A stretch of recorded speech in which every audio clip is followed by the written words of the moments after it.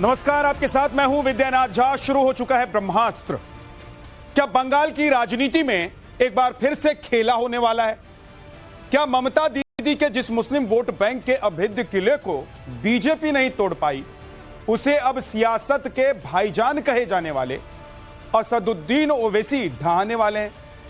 या वाकई ओवैसी की चाल से बीजेपी को यूपी टू बंगाल बड़ा फायदा होने वाला है? यह सवाल आज हवा में नहीं तैर रहे हैं, बल्कि जमीन पर पश्चिम बंगाल में मुर्शिदाबाद से उठी एक चिंगारी ने कोलकाता से लेकर लखनऊ तक सियासी तपिश को बढ़ा दिया है और सवाल खड़ा कर दिया। ऐसा इसलिए क्योंकि बंगाल में एक ऐसे थर्ड फ्रंट की आहट सुनाई दे रही है जिसमें एक तरफ हुमायूं कबीर हैं और दूसरी तरफ असदुद्दीन ओवैसी। दावा किया जा रहा है कि अगर यह जोड़ी बंगाल की जमीन पर सेट हो गई तो 2026 की जंग में दीदी की राह मुश्किलों से, कांटों से भर दी। सिर्फ बंगाली नहीं, बल्कि ओवैसी का यह मास्टर प्लान उत्तर प्रदेश की सियासत में भी बड़ा उलटफेर कर सकता है। 2027 के विधानसभा चुनावों के लिए यूपी की 200 सीटों पर चुनाव लड़ने का ऐलान ओवैसी की पार्टी ने सीधे तौर पर अखिलेश यादव और राहुल गांधी के खिलाफ मोर्चा खोलने के तौर पर किया। इसी मुद्दे पर आज डिबेट करेंगे, लेकिन सबसे पहले एक रिपोर्ट आपको देखें।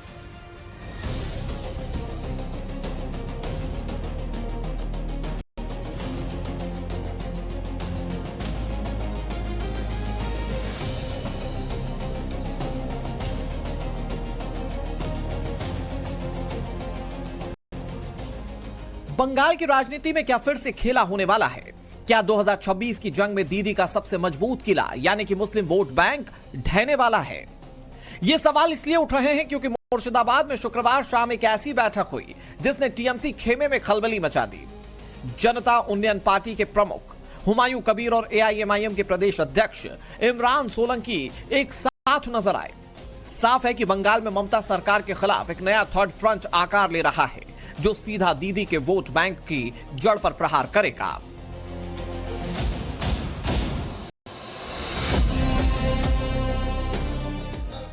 सियासत के इस खेल में अब कट्टरता का तड़का लग चुका है। एक तरफ हुमायूं कबीर का बाबरी राग है, दूसरी तरफ ओवैसी की तीखी तकरीरें। ओवैसी हुमायूं की ये जोड़ी टीएमसी के लिए बड़ा सिरदर्द बन सकती है। एआईएमआईएम मुस्लिम, दलित और वंचितों के मुद्दे पर चुनाव लड़ने का दम भर रही है।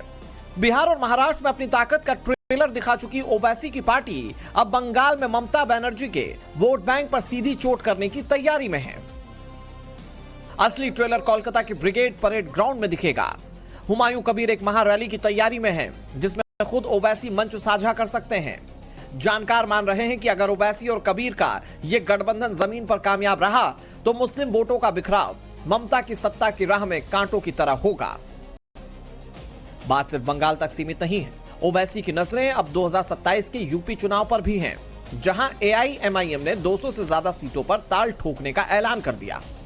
ओवैसी का यह विस्तार इंडी अलायंस के लिए खतरे की सबसे बड़ी घंटी है। मुस्लिम वोटों की लड़ाई में कांग्रेस, समाजवादी पार्टी, ममता सभी दल जो है शामिल हैं। उसमें ओवैसी भी एक की प्लेयर है और बंगाल में हुमायूं कबीर भी एक की प्लेयर बने हैं। अब यह तो जो लोग तुष्टीकरण की राजनीति करने के मास्टर हैं, ये उनके अंदर जो विचलन हुआ है कि जो है ओवैसी बहुत बड़ी संख्या में अपने कैंडिडेट खड़े कर रहे हैं, उन दोनों को चिंता करनी चाहिए जो एक धर्म विशेष की राजनीति करते हैं। जब जब भारतीय जनता पार्टी कमजोर होती है तो वो अपने सहयोगियों को, कुछ दृश्य सहयोगी हैं, कुछ अदृश्य सहयोगी हैं, उनको सामने लाने का काम करती है। यही काम बंगाल में भारतीय जनता पार्टी कर रही है और इस बात को दर्शाता है कि भारतीय जनता पार्टी बंगाल में बहुत कमजोर है और निश्चित रूप से ममता बनर्जी जी बंगाल में एक बार फिर पूर्ण बहुमत की सरकार बनाने जा रही है। देखिए, वो बहुत उनकी राजनीतिक दल है, लेकिन मैं इतना जरूर चाहूंगा कि सबसे पहले वो तेलंगाना में जो 119 सीटें हैं उनमें चुनाव लड़ने का काम करें, क्योंकि वहां पे वो आमतौर से 9 सीटों पे ही चुनाव लड़ते हैं और वहां मुझे लगता है वहां से शुरुआत करेंगे, उनका गृह प्रदेश है तो ज्यादा बेहतर होगा। सवाल उठता है कि ओवैसी हुमायूं की हुंकार से क्या ममता का जादू बंगाल में कम हो जाएगा? क्या उत्तर प्रदेश में अखिलेश राहुल की जोड़ी ओवैसी के इस तूफान को रोक पाएगी? निश्चित ही ओवैसी हुमायूं की जोड़ी से बंगाल टू यूपी सियासी घमासान मचा हुआ है।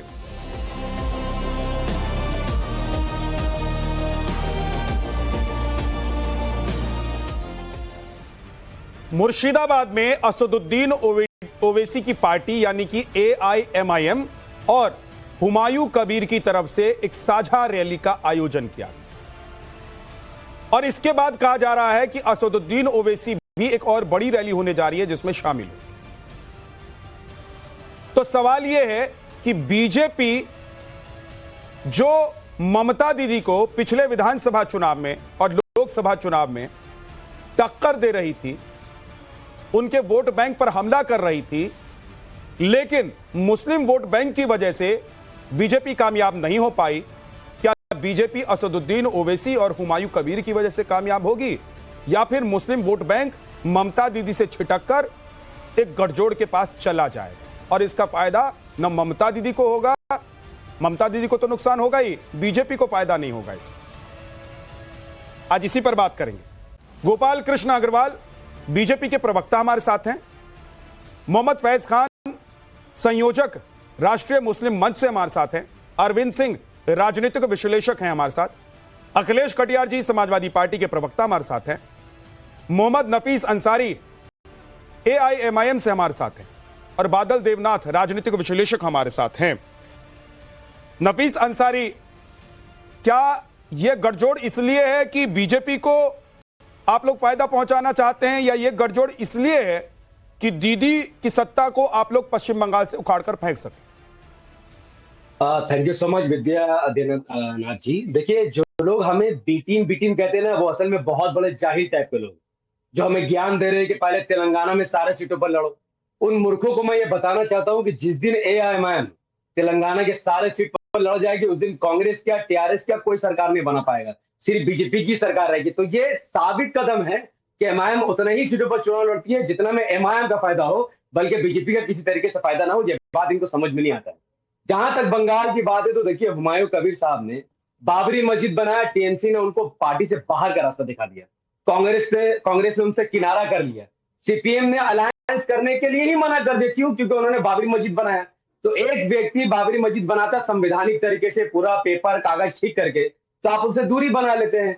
अगर TMC को ऐसा लगता है कि MIM के बंगाल में आने से TMC को नुकसान होगा, तो फिर तृणमूल कांग्रेस ने हमसे अलायंस की बात क्यों नहीं की? क्यों उन्होंने ऑफर नहीं किया? यानी जब बात आएगी मुस्लिम वोट की, तो हाँ, पूरा मुस्लिम वोट TMC को जाना चाहिए। जब बात लीडरशिप की आएगी तो नहीं भैया, हाई तौबा हाई अल्लाह करने लग जाएंगे। ठीक है, बादल देवनाथ जी जवाब दीजिए। अगर इस बात का डर है कि ओवैसी और हुमायूं कबीर मिलकर मुस्लिम वोट बैंक को आपसे छिटका देंगे, तो कह रहे हैं कि भाई ओवैसी तो आप लोगों से भी हाथ मिला लेते, आप लोगों ने ऑफर ही नहीं किया। विद्यानाथ जी, सबसे पहले मैं कहना चाहता हूं, एक आंकड़ा मैं देना चाहता हूं। बंगाल में टोटल मुस्लिम विधायक है 43, उसमें 42 तृणमूल के विधायक है, एक सस्पेंड हुआ। 41 विधायक बंगाल में मुस्लिम विधायक है तृणमूल के साथ, और 5 मुस्लिम संसद है जो मुस्लिम है, जो TMC के साथ है। और ऐसे एक दो हुमायूं नहीं, लाखों मुस्लिम कर्मी है जो दीदी के साथ है, और एक दो हुमायूं और एक दो ओवैसी के जो कर्मी है यहाँ पर, ये लोग बंगाल में कुछ नहीं कर पाएगा। और बंगाल के लोग प्रस्तुत है, तैयार है। 2026 विधानसभा चुनाव में दीदी को चौथी बार के लिए मुख्यमंत्री बनाएंगे। सारे धर्म के लोग, राम मंदिर के मैटर में एक एक करके बोलिए, एक एक करके नफीस, एक एक करके, बीच में मत बोलिए नफीस। दीदी के साथ है और दीदी चौथी बार के लिए मुख्यमंत्री हो रहा है, ये फाइनल है। बंगाल के लोग मन में तय कर लिया, दीदी फिर मुख्यमंत्री बन रही है। अच्छा ठीक है बादल देवनाथ जी, इसका मतलब ये है कि आप लोग असदुद्दीन ओवैसी को या हुमायूं कबीर को बीजेपी की बी टीम तो नहीं कहेंगे ना फिर? देखिए, कौन बी टीम है, कौन ए टीम है, कौन सी टीम है। आप ब्रिगेड का बात की, आपका वीडियो में मैं देख रहा हूं ब्रिगेड का बात। देखिए, हर साल कोई ना कोई पार्टी, CPM हो, लेफ्ट हो, भाजपा हो, आज हुमायूं बोल रहा है ब्रिगेड करेंगे, लेकिन जितना लोग ब्रिगेड में आते हैं ऑल पॉलिटिकल पार्टी का, उतना लोग हर दिन दीदी के साथ एक सड़क पर रैली में रहता है। लाखों लोग दीदी के साथ रहते, उसमें पहले दीदी के साथ जो पहले रहते सारे महिला कर्मी, बहुत सारे महिला कर्मी है जो दीदी के साथ रहते।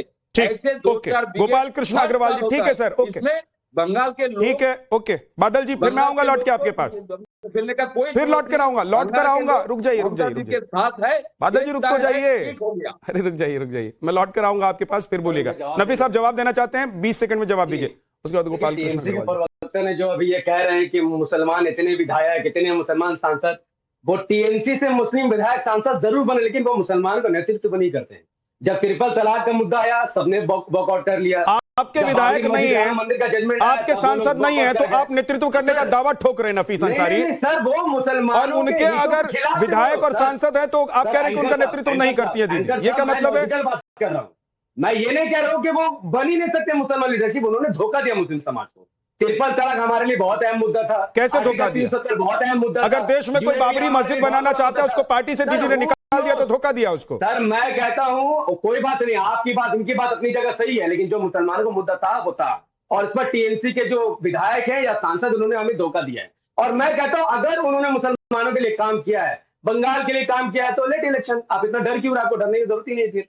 ठीक है, गोपाल कृष्ण अग्रवाल जी, आप लोग जो नहीं कर पाए, असदुद्दीन ओवैसी, एक सेकंड आ रहा हूं बादल देवनाथ जी, थोड़ा सा रुकिए।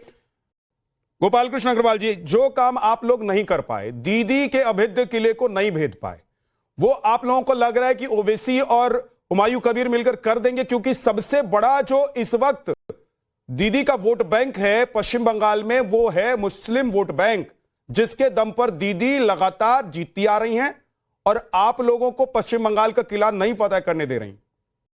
देखिए, पहले तो यह बात गलत है कि हम लोग दीदी का किला फतह नहीं कर पाए। जिस तरह से हमारा वोट प्रतिशत तेजी से आगे बढ़ा है और सीट पश्चिम बंगाल में बढ़ी है, वो अप्रत्याशित है, पहली बात। दूसरा, अगर आप इस बार बंगाल में जाएंगे, पश्चिम बंगाल में, तो आपको पता चलेगा कि कितना भारतीय जनता पार्टी के प्रति वहां पे लोगों में जोश है और कितना उसके लिए आश्वस्त है कि इस बार भारतीय जनता पार्टी की वहां पे पश्चिम बंगाल में सरकार बनने वाली है। और वो फ्रस्ट्रेशन दीदी के पूरे कार्यकलाप में भी दिखाई दे रहा है।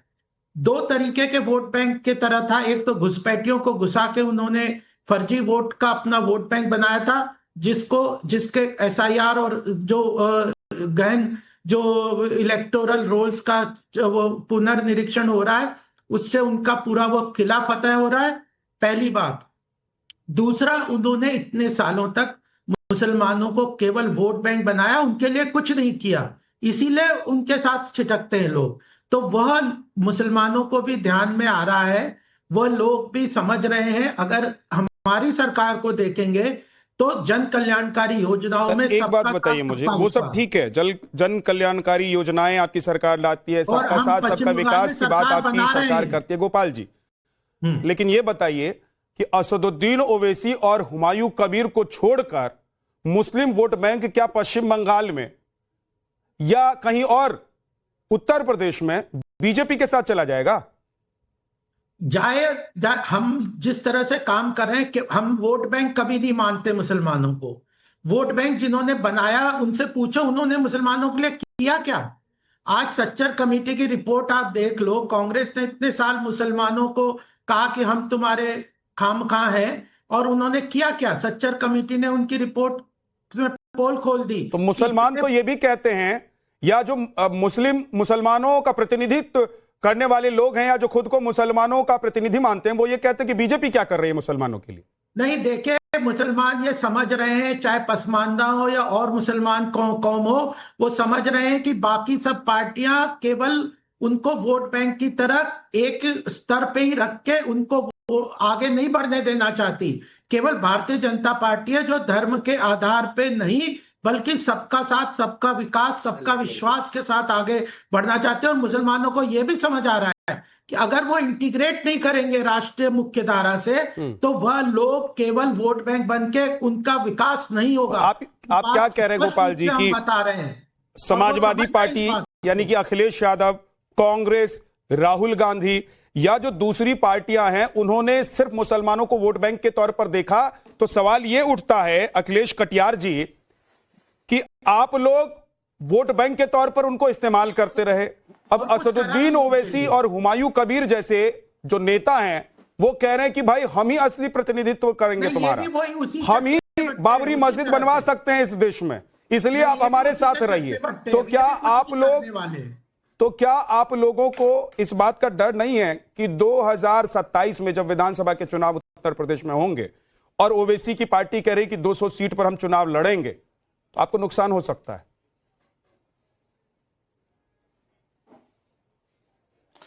जो ये धर्म की राजनीति की जो बात अभी चल रही है, ये देश पूरी तरह झा साहब जानता है कि धर्म की राजनीति अंग्रेजों के टाइम पे भी हिंदू महासभा और मुस्लिम लीग, ये राजनीति जो धर्म के सहारे चलती थी, वो देश को किस तरीके से गुमराह करती थी, ये पूरा देश जानता है। ओवैसी साहब जो है, जो काम करते हैं, अभी जिनसे आपने ओपनिंग स्टेटमेंट लिया, बड़े विद्वान साथी आपने बिठाए हैं झा साहब, वो मूर्ख भी बताते हैं, बदतमीज भी बताते हैं और इस तरीके की भाषा शैली भी इस्तेमाल करते हैं कि कितने मूर्ख हैं, कितने बेवकूफ हैं। इस तरीके की हम संसदीय भाषा तो नहीं बोल सकते, लेकिन अब इस देश को बताने की जरूरत नहीं है कि आप किसके लिए काम करते हैं और उसका फायदा किसको होता है। आप किसके वोट काटते हैं और कहां पे कैसे काट के किनकी सरकारें बनवाते हैं। और ध्रुवीकरण की राजनीति, मुस्लिम समाज की जब बात करते हैं तो उससे हिंदू एकता की बात आती है, उससे भाजपा। जी खुलकर तो बोलिए, ऐसे क्यों बोल रहे हैं? किसका काटते हैं, किसको देते हैं, किसको बनाते हैं, किसको गिराते हैं, इतना पर्दा क्यों रख रहे हैं? ये पूरा देश जानता है साहब। तो बोल दीजिए भाई, आप ये नहीं जानते कि धर्म की राजनीति जिन लोगों ने धर्म की राजनीति की, आजादी के टाइम पे भी वो साथ में इकट्ठे होकर पश्चिम बंगाल की सरकार भी चलाते थे बाद में, आजादी के पहले की बात है। और एक तरफ आप हिंदू एकता की बात करते हैं, आप मुस्लिम एकता की बात करते हैं, देश में किसान, मजदूर, पिछड़े दलितों के एजेंडे खत्म करके आप हिंदू एकीकरण करते हैं, आप मुस्लिम एकीकरण करते हैं। इन मुद्दों में उत्तर प्रदेश फंसने वाला नहीं है। इस तरीके के बयानों से उत्तर प्रदेश की जनता को भरमाया नहीं जा सकता। उत्तर प्रदेश में मुस्लिम समाज, दलित समाज, पिछड़ा समाज अपने हकों, अधिकारों और विकास के लिए काम करेगा, वोट करेगा। ठीक, नवीस अब कुछ बोलना चाह रहे थे, जल्दी से। सर, पहली बात तो 2014 से लेकर 2024 तक कांग्रेस हो या बीजेपी हो, मुसलमान का ये लोग नाम नहीं लेना चाहते थे। ये लोग दूरी बना के रखते थे मुसलमानों को मुद्दा से, मुसलमान नाम से। आज असद साहब की मेहनत है कि बीजेपी ये बात कह रही है क्या इन्होंने मुसलमानों के लिए क्या किया, इन्होंने मुसलमानों को वोट बैंक बनाया, तो असद साहब को सैल्यूट। दूसरी बात, सपा प्रवक्ता से मेरा सवाल है, आप इतना घुमा घुमा के बात कर रहे हैं, मैं आपसे पूछता हूँ, आपकी सरकार कब गई? 2013 का जब मुजफ्फरनगर दंगा हुआ तो आपकी सरकार क्या कर रही थी? आपकी सरकार नाच गाना कर रही थी। आपने बीजेपी को यूपी में घुसाया, वरना ये बीजेपी कभी यूपी में सरकार नहीं बनाती। और आप फिर चाहते कि मुसलमान आपको बार बार वोट करे। इतना कुछ होने के बावजूद भी आपने स्कूल नहीं दिया, कॉलेज नहीं दिया, अस्पताल नहीं दिया, मुसलमानों को सिर्फ वोट बैंक बना के रखा। ये ट्रू है, लेकिन जब बात आई उनकी सुरक्षा की तो आप तो पीछे हट गए। आपके सीएम तो सिपाही में नाच गाना करवा रहे थे। अरे हमारे समाज के हजारों लोग कब्रिस्तान में रात गुजार रहे थे, क्या वो पीड़ा होकर भूल जाए हम और आपके अंदर काम करने लग जाए? हम जैसे नौजवान क्यों आए राजनीति में? क्योंकि हम लोगों ने टीनेजर थे, उस खबर को देखते थे हम लोग कि ये सीएम में नाच गाना कर रहा है और यहाँ पर मुस्लिम समाज बेचारा मर रहा है। तो हमें इंसाफ चाहिए, हम इंसाफ के लिए लड़ रहे हैं, नहीं करेंगे आपके साथ किसी तरीके का कोई गठबंधन। अखिलेश, ये वोट बैंक की राजनीति इस देश में कौन करता है, ये पूरा देश झा साहब जानता है कि आप वोट बैंक की राजनीति करने वालों को कैसे कैसे मदद कौन करता है। ये बात किसी से छुपी नहीं है। यहाँ किसानों के लिए कोई बात करे, पिछड़ों की बात करे, दलितों की बात करे, शिक्षा की बात करे, चिकित्सा की बात करे, हम लोग तो मुद्दों की राजनीति करते हैं। आप ही मुस्लिम यादव गठबंधन की बात साहब, हम मुद्दों की राजनीति करते हैं, धर्म की राजनीति नहीं करते। और एक तरफ भारतीय जनता पार्टी हिंदुत्व की बात करती है, ओवैसी साहब इस्लाम की बात करते हैं, और ये एक दूसरे के साथ किस तरीके से फायदा पहुंचाते हैं, ये बात किसी से छुपी नहीं है। आप कहे हिंदू इकट्ठे हो जाओ, आप कहे मुस्लिम भाई इकट्ठे हो जाओ, ना किसान की बात है, ना मजदूर की बात है, ना दलितों की बात है, ना विकास की बात है। गोपाल जी आप बोलना चाह रहे हैं, गोपाल कृष्ण जी आप बोलना चाह रहे हैं, एक सेकंड रुक जाइए। लेकिन उससे पहले अखिलेश कटियार जी आप बोलना चाह रहे हैं, आप जवाब देना चाह रहे हैं अखिलेश जी को। लेकिन अखिलेश जी, नफीस कह रहे हैं भाई जब मुसलमान परेशान थे, जब उनकी डेड बॉडीज उठाकर ये लोग मुजफ्फरनगर दंगे में जा रहे थे दफनाने के लिए, तब सैफई में नाच गाना चल रहा था। अखिलेश यादव कहां थे, आप लोग कहां थे? तो मुसलमान उस दर्द को नहीं भूला है, इसीलिए असदुद्दीन ओवैसी और हुमायूं कबीर जैसे नेता बड़े हो रहे हैं, खड़े हो रहे हैं और मुसलमानों के वो का प्रतिनिधित्व करने का दावा भी कर रहे हैं।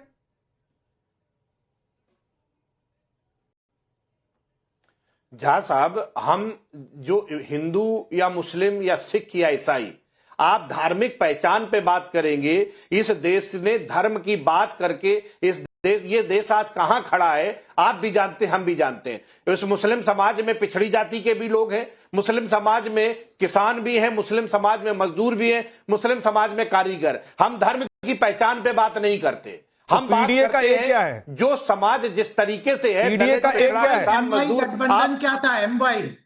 एमवाई गठबंधन क्या था? पीडीए का ए अल्पसंख्यक और एमवाई आप बोलते हैं 17 में अल्पसंख्यक है। अल्पसंख्यक में सभी समाज के लोग हैं जहां साहब, मुस्लिम यादव अल्पसंख्यक समाज में चाहे दलित, चाहे बुद्धिस्ट हो, अखिलेश जी, ईसाई हो, क्रिश्चियन हो, लेकिन कोई मुद्दा किसी धर्म के आधार पर नहीं खड़ा किया जा का जो ए है उसमें अल्पसंख्यक सभी समुदाय के लोग हैं ना, पक्का मतलब मुसलमानों को आप नहीं कह रहे हैं अल्पसंख्यक। ये आपकी पार्टी लाइन है, ये आपकी पार्टी लाइन है ना। ये अल्पसंख्यक का मतलब है कि जितने भी धार्मिक, पीडीए का मतलब आप जो बता रहे हैं वही है ना, उनके हित, अधिकार, सुरक्षा, पिछड़ा, दलित और अल्पसंख्यक का मतलब उसमें मुसलमान नहीं, उसमें जैन भी हैं, उसमें बौद्ध भी हैं, उसमें बाकी धर्म के लोग भी हैं। क्लियर? नहीं, ये ना घर के रहने वाले लिख के भेज दूं, उसमें मुस्लिम भी है, सिख भी है, ईसाई भी है, बुद्धिस्ट भी है, सभी है। कहां लिख के साइन कर दूं बताइए? ये तो आपने आप ऐसा ही नहीं बोल रहे। इसका मतलब ये हुआ कि रेड कारपेट आप खुद ही असदुद्दीन ओवैसी के लिए बिछा रहे हैं और हुमायूं कबीर जैसे नेताओं के लिए। इसका मतलब तो ये हुआ कि आपने आज तक जो अखिलेश यादव ने क्लियर नहीं किया, अखिलेश यादव जो नहीं कह पाए, अखिलेश कटियार बैठकर कह दे रहे हैं कि अल्पसंख्यक का मतलब मुसलमान नहीं है पीडीए में। आप नहीं, फिर आप उसे गलत परिभाषित करें, उससे कोई फर्क नहीं पड़ता। ठीक है, आप कर दीजिए, आप क्लियर करके जाइए अखिलेश कटियार। उससे भी मुझे कोई फर्क नहीं। अखिलेश जी आप क्लियर करके जाइए। मुझे पता है, मैं कह रहा हूं आप क्लियर करके जा रहा हूं। पीडीए जी सुन लीजिए। पिछड़ा, दलित, अल्पसंख्यक में सभी वो धर्म जो भारत में माइनॉरिटीज में है, उसमें मुस्लिम भी शामिल है, ठीक, सिख भी शामिल है, ईसाई भी शामिल है, जैन भी शामिल है। सारे वो धर्म जो उस भारत में माइनॉरिटीज में है, उनके हक, अधिकार, हकूक, मैं सबकी बात करता हूं। ठीक है, ओके, क्लियर है। गोपाल कृष्ण अग्रवाल जी जवाब देना चाह रहे हैं, सर जल्दी से जवाब दीजिए। उधर अरविंद सिंह भी उंगली उठा रहे हैं और मोहम्मद फैज खान साहब के पास भी नहीं जा पाए। अखिलेश जी और कांग्रेस ना घर के रहेंगे ना घाट के। जिन लोगों के नाव पे ये चढ़ना चाह रहे थे, उन लोगों ने इनकी पूरी जो फॉल्स नरेशन है उसको समझ लिया है और उन्हें यह भी पता है कि चाहे हुमायूं कबीर हो, उत्तर प्रदेश की जनता ने आपको ना रखा ना घाट का। एमवाई से बेस पे आपने इलेक्शन लड़े हैं अखिलेश जी, एमवाई के बेस पे इलेक्शन लड़े हैं। आपको ना मुसलमानों से प्यार है, ना हिंदुओं से प्यार है, ना किसी से नहीं, केवल अपनी राजनीतिक रोटियां सेकना है, किसी का उद्धार करना नहीं है, सबको बेवकूफ बनाने आपका हिंदुओं का प्यार और हिंदुओं का शंकराचार्य होने का जो अधिकार मांग रहे हो ना, देश के शंकराचार्य आपके खिलाफ खड़े हैं। इतना है हिंदुओं की चिंता, बहकावे में आने वाली नहीं है जनता। नहीं, वो आपके करने को समझ चुकी है, कहीं ना कहीं के नहीं रह रहे।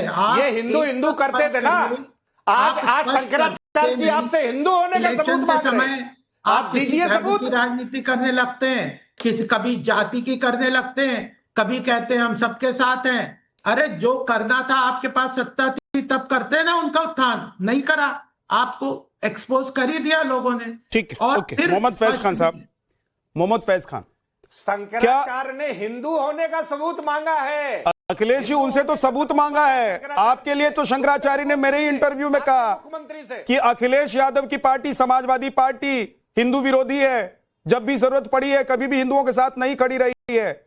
मेरे इंटरव्यू में कहा है सर, धर्म संकट में, इसलिए शंकराचार्य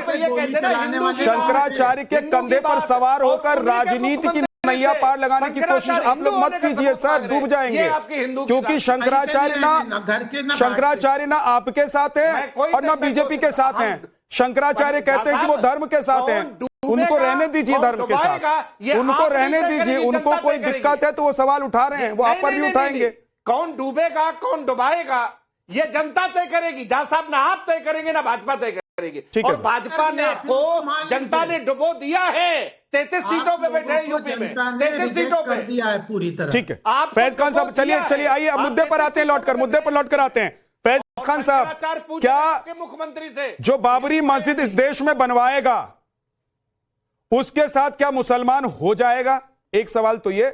दूसरा सवाल ये है कि क्या ये जो जोड़ी है असदुद्दीन ओवैसी और हुमायूं कबीर की, ये पश्चिम बंगाल और उसके बाद उत्तर प्रदेश तक, जहां पर असदुद्दीन ओवैसी की पार्टी कह रही है कि हम 2027 में 200 सीटें लड़ेंगे, वहां तक अपना कमाल दिखा पाएगी?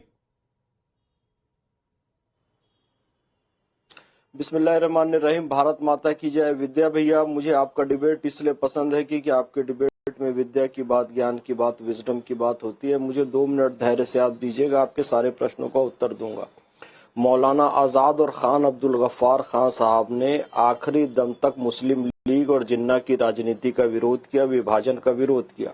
मोहम्मद फैज खान आखिरी दम तक मजलिस इत्तेहादुल मुस्लिमीन जैसी पार्टी का विरोध करेगा, क्योंकि मुस्लिम लीग भी संप्रदाय के आधार पर गठित पार्टी थी जिसने देश का विभाजन किया। AIMIM भी संप्रदाय के आधार पर गठित सांप्रदायिक पार्टी है। देश के विभाजन का खतरा है और मैं ऐसा कभी नहीं होने दूंगा।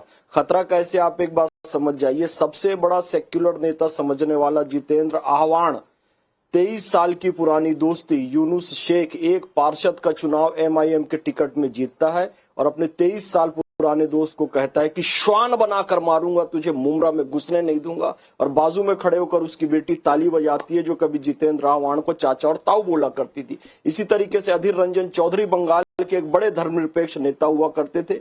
वहां पर जैसे ही यूसुफ पठान खड़े होते हैं, सारी जनता यूसुफ पठान को वोट दे देती है। कहने का मतलब है समाजवादी पार्टी, ममता दीदी, राष्ट्रीय जनता दल, आप लोग सांप्रदायिकता और तुष्टीकरण को हवा मत दीजिए मुसलमानों की, ये भस्मासुर बन जाएंगे।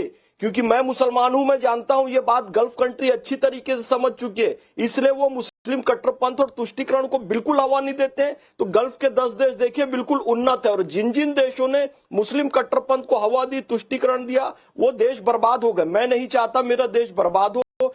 और ये बात जो आप कह रहे हो बिल्कुल ठीक है, मैं आपके प्रश्नों का उत्तर दूंगा। चूंकि समाजवादी कांग्रेस और ममता दीदी ने इतनी सांप्रदायिकता भर दी है मुसलमानों में तुष्टीकरण कर करके, तो अब बाबरी मस्जिद बनाने वाला हुमायूं कबीर निश्चित रूप से ममता बनर्जी पर प्रभाव डालेगा, मजलिस इत्तेहादुल मुस्लिमीन प्रभाव डालेगी, और 200 सीट पे उत्तर प्रदेश पे चुनाव लड़ते हैं। बंगाल में तो प्रभाव डालेंगे और 200 सीट में उत्तर प्रदेश में चुनाव लड़ते हैं, तो निश्चित रूप से अखिलेश यादव को अपना बोरिया बिस्तर समेटना पड़ेगा, जिस तरीके से तेजस्वी यादव को बिहार से अपना बोरिया बिस्तर समेटना पड़ा।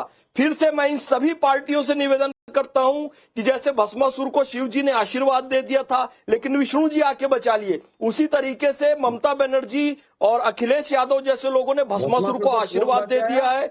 बीजेपी आज विष्णु जी की भूमिका निभाकर इस भस्मासुर से बचा सकती है। मैं बारंबार कह रहा हूं, मुसलमानों में समाज सुधार की आवश्यकता है, मुसलमानों को प्रोग्रेसिव सोच में लेने की आवश्यकता है, ना कि इफ्तार पार्टी दे देकर, बिरयानी खिला खिलाकर, टोपी पहनकर जाइए और इंस्टेंट ट्रिपल तलाक जैसे कानूनों का मतलब इंस्टेंट ट्रिपल तलाक का समर्थन कीजिए, और जो कानून है उसका विरोध कीजिए, CA NRC का विरोद कीजिए, वक्फ अमेंडमेंट एक्ट का विरोध कीजिए, करना बंद कीजिए। मतलब फैज खान साहब आप ये कह रहे हैं कि जैसे दूसरी पार्टियों ने मुसलमानों को इस्तेमाल किया, वोट बैंक बनाया, और अब जब जरूरत पड़ी कि साथ में खड़े होंगे कि नहीं होंगे, तो साथ में खड़े नहीं दिखाई दे रहे हैं। असदुद्दीन ओवैसी और हुमायूं कबीर भी ऐसे ही करेंगे क्या? मैं कह रहा हूं असदुद्दीन ओवैसी और हुमायूं कबीर मिलकर देश को विभाजन की तरफ ले जाएंगे। मुसलमानों में जो जहालत है अभी उसका फायदा उठाएंगे, जैसे कि जिन्ना और इकबाल ने उठाया था। जिन्ना और इकबाल ने अपनी इंटेलेक्चुअलिटी का इस्तेमाल देश का विभाजन करने में किया, मुसलमानों का इस्तेमाल करके एक अलग देश बना दिया। वही इस्तेमाल असदुद्दीन ओवैसी, अकबरुद्दीन ओवैसी करने वाले हैं, क्योंकि ये भी हाईली इंटेलेक्चुअल लोग हैं, पर उसका नकारात्मक इस्तेमाल करेंगे। मैं इस दृष्टिकोण से बोल रहा हूं, मैं बहुत आगे जल्दी से जवाब दीजिए, उसके बाद समझिए और ऐसी पार्टियों को उभरने नहीं दीजिए। शरद पवार की पार्टी और टीएमसी के लिए बैटिंग कर रहे हैं। जितेंद्र अवहद को इसलिए हराया गया क्योंकि उसने हिस्सेदारी देने से मना किया, और अधीर रंजन चौधरी को कई सालों से मुसलमान जितावाया है, और उनके एरिया में एक यूनिवर्सिटी वो नहीं खुलवा पाया है, तो हम पागल नहीं है कि एक आदमी को वोट देते रहेंगे और जिताते रहेंगे, बदले वो हमें कुछ नहीं देगा। तो ये मत भूलिए कि मुसलमान ने इसलिए हमने उसे हरा दिया। ओवैसी साहब को आप कट्टरपन से जोड़ रहे हैं, ये वही ओवैसी साहब है जिसने पाकिस्तान को धूल चटाई है, पूरे दुनिया में घुरकर तमाम मुस्लिम देशों को ये बात मानने पर मजबूर कर दिया कि भारत सही है और पाकिस्तान गलत है। ये किसी और के अंदर ये काबिलियत नहीं थी। आपको कुछ बोलने से पहले 10 बार सोचना चाहिए। और असद साहब हर मामले में संविधान के साथ है, दलित के साथ है, मुसलमान के साथ है। वो एक नेता या एक कम्युनिटी का प्रतिनिधित्व नहीं करते हैं, इसीलिए विभाजन का सवाल ही पैदा नहीं होता। ओके ओके, बादल देवनाथ जी, उसके बाद अरविंद कोई जी। भी पॉलिटिकल सबसे बड़ा पार्टी बात क्या जिसके है? नाम में मुस्लिम आएगा, संप्रदाय आएगा, वो सांप्रदायिक होगी और देश के विभाजन की ओर ले जाएगी। आप कितनी मीठी मीठी बात कर लो भैया। और विदेशों में जो प्रतिनिधित्व किया ना और पाकिस्तान के खिलाफ गए ना, प्रधानमंत्री नरेंद्र मोदी जी ने भेजा था उनको, और उनको जाना था। और भारत देश के लिए नहीं जाएंगे तो किस देश के हित में बोलेंगे? यहाँ रहोगे, यहाँ का खाओगे, यहाँ का पियोगे और यहाँ की जय बोलोगे तो एहसान थोड़ी दिखाओगे यार। यही का तो खा रहे हो। भारत के हक में बोला विदेशों में जाकर, पाकिस्तान के खिलाफ बोला। अरे तो भारत में रहते तो भारत के हक में बोलोगे। ये कोई एहसान करोगे क्या? अपनी माँ को खाना खिलाओगे, एहसान करोगे क्या? अपने घर वालों की सेवा करोगे, उसमें एहसान करोगे क्या? अजीब बात करते हो भाई। कमीशन ऑफ इंडिया ये बात जानती है, हमें आपसे सर्टिफिकेट लेने की जरूरत नहीं कोई है। संविधान का विचारधारा नहीं है। संविधान आप ही लोग कहते हैं धर्मनिरपेक्ष शब्द है, उसमें सांप्रदायिक पार्टी कहां से? मजलिस-ए-इत्तेहादुल हिंद कीजिए आप लोग। जब तक मजलिस-ए-इत्तेहादुल मुस्लिमीन रहेगा वो सांप्रदायिक पार्टी थी है रहेगी। आप लोगों का बैकग्राउंड क्या है? रज़ाकारों का है, कासिम रिजवी का है। कासिम रिजवी वही था ना जो हैदराबाद को पाकिस्तान में मिलाना चाहता था, उसी की विचारधारा की पार्टी है। और हमारी पार्टी संवैधानिक तरीके से काम कर रही है। ठीक, आपकी सोच हमारी जूती पर हम रखते हैं आपकी सोच को। सर ठीक अरे है। मैं उस पार्टी का विरोध करता हूं। तो संविधान का अनुच्छेद 19 मुझे ये स्वतंत्रता देता है कि मैं अपनी बात खुल के कह सकूं, आप यहाँ पर है ना। और संप्रदाय के आधार पर पार्टी बनाओगे, देश का विभाजन नहीं होने देंगे हम। ये मीठी मीठी लच्छेदार बातें। एक सेकंड रुक जाइए। एक बार अब एक सेकंड रुक चुनाव जाइए। जीतकर 23 साल पुराने हिंदू दोस्त फैज को खान कुत्ता बनाकर मारूंगा कहते हो। फैज उन लोगों पे कोई क्या भरोसा अब रुक करेगा? जाइए। बहुत देर से करना अरविंद भी सिंह नहीं उंगली चाहिए। उठाकर बैठे हैं, उनके पास जा नहीं पाए, आधे घंटे की डिबेट निकल गई। अरविंद जी बोलिए। देखिए, मैं दो बिंदुओं में अपनी बात रखना चाहता हूं। एक तो कटियार साहब यहाँ कह रहे थे कि समाजवादी पार्टी जो है वो सांप्रदायिकता की राजनीति नहीं करती है। अखिलेश जी, इस तरह की बात जब आप लोग बोलते हैं तो जनता हंसती है। मैं तो कहता हूं कि उत्तर प्रदेश में सांप्रदायिक राजनीति की, मुस्लिम तुष्टीकरण की कोई मसीहा पार्टी है तो समाजवादी पार्टी है। और उसके पीछे 5 कारण मैं बताता हूं। जब जब इनकी सरकार आती है, हिंदू मुस्लिम दंगे होते हैं। मुजफ्फरनगर का दंगा एक प्रमाण है। 2005 में जब प्रयागराज में राजू पाल की हत्या हुई तो मुलायम सिंह यादव मुख्यमंत्री रहते हत्यारे अतीक अहमद के मन से ऐलान किया कि वो निर्दोष है, तो केवल और केवल इसलिए कि अतीक अहमद मुसलमान था और ऐसा कहने से मुस्लिम वोट बैंक उनका खुश होता। मुख्तार अंसारी जैसे माफिया पर पोटा जब लगाया गया तो आईपीएस शैलेंद्र सिंह को इसलिए इनके सरकार ने बर्खास्त किया कि मुस्लिम तुष्टीकरण को बढ़ावा दिया जा सके। बम ब्लास्ट के आरोपियों पर से समाजवादी पार्टी सरकार ने केवल और केवल मुस्लिम तुष्टीकरण के लिए इलाहाबाद हाई कोर्ट ने उसका विरोध किया और ये चाहते थे कि मुकदमे वापस हो जाएं। और सिमी और आईएम जैसे खूंखार आतंकवादियों के पक्ष में मुलायम सिंह से लेकर तमाम समाजवादी नेता केवल इसलिए बोलते थे कि मुस्लिम तुष्टीकरण को बढ़ावा मिले और मुस्लिम वोट बैंक मिले। मुझे लगता नहीं है कि किस मुंह से समाजवादी पार्टी दूसरों पे सांप्रदायिक तुष्टीकरण की आरोप लगाती है। जिस मुद्दे पर आज हम डिबेट कर रहे हैं, जिस मुद्दे पर हम डिबेट कर रहे हैं, मेरा एक सवाल है आपसे, मैं जोड़ दे रहा हूं सवाल, उसके बाद आप बोलते रहिएगा कि बंगाल में अगर मुसलमानों का जो ये गठजोड़ है, 2 पार्टियों का जो गठजोड़ है, क्या अगर वो बंगाल में काम कर जाता है तो आपको लग रहा है कि उत्तर प्रदेश में भी 200 सीटों पर अगर ओवैसी की पार्टी कह रही है कि हम चुनाव लड़ेंगे तो इससे दूसरी पार्टियों को वो नुकसान पहुंचा पाएंगे? क्या खेला उत्तर प्रदेश में भी हो सकता है? देखिए विद्यानाथ जी, मैं इसी पर बोलने वाला था। चाहे हुमायूं कबीर हो या असदुद्दीन ओवैसी हो, जब से इन दोनों लोगों ने, ये दोनों सांप्रदायिक सोच के लोग हैं, जब से इन लोगों ने ये घोषणा की है कि सारे सीटों पे चुनाव लड़ेंगे, चाहे ममता दीदी हो या अखिलेश यादव जी हो, इनकी नींद उड़ी हुई है। और नींद उड़ने के पीछे का एक ही कारण है कि अखिलेश यादव और ममता बनर्जी जिस सांप्रदायिक तुष्टीकरण के कक्षा के विद्यार्थी हैं, उसके हेडमास्टर हैं असदुद्दीन ओवैसी और हुमायूं कबीर। इनकी रातों की नींद गायब हुई होगी, और नींद गायब होने का कारण यह है कि जब सांप्रदायिकता के आधार पे, मुस्लिम तुष्टीकरण के आधार पे आप राजनीति करेंगे, विकास आपके एजेंडे में नहीं रहेगा, तो फिर आपसे बड़ा कोई सांप्रदायिक लीडर उतरेगा तो आपकी नींद गायब होगी। इसीलिए हमेशा ये कहते हैं, अभी समाजवादी पार्टी के प्रवक्ता हो या दूसरे सलाह दे रहे थे असदुद्दीन ओवैसी को कि आप केवल तेलंगाना में लड़ो। क्यों? क्योंकि इनका जो मुस्लिम वोट बैंक की सोच है वो डेंट होने न पाए। 100% इनकी नींद उड़ेगी और इनको नुकसान होगा। पहले बादल देवनाथ जी, उसके बाद अखिलेश कटियार जी, बोलिए। सबसे बड़ा बात क्या है जानते विद्यानाथ जी, जो लोग बंगाल में बांग्ला भाषा में बात करते हैं, वो हिंदू हो, मुसलमान हो, क्रिस्टियन हो, बौद्ध हो, जैन हो, सिख हो, ये सारे लोग, इन लोगों का कल्चर ही है, ये लोग धर्म के साथ नहीं रहते। देवनाथ जी, रोहिंग्या और बांग्लादेशी भी बांग्ला भाषा बोलता है। जो लोग के पास बांग्लादेशी मुसलमान भी बांग्ला भाषा बोलता है, तो क्या उनको मकान रोटी नहीं दे सकते, मुसलमान पानी नहीं दे सकते, तो क्या इन लोगों के पास मुस्लिम है, हिंदू है, भारत की नागरिकता दी जाएगी? देश के लोगों के लिए काम करता है, सारे धर्म के लोगों के लिए जो काम करते हैं वो है ममता बनर्जी है, सभी धर्म को सम्मान करते हैं।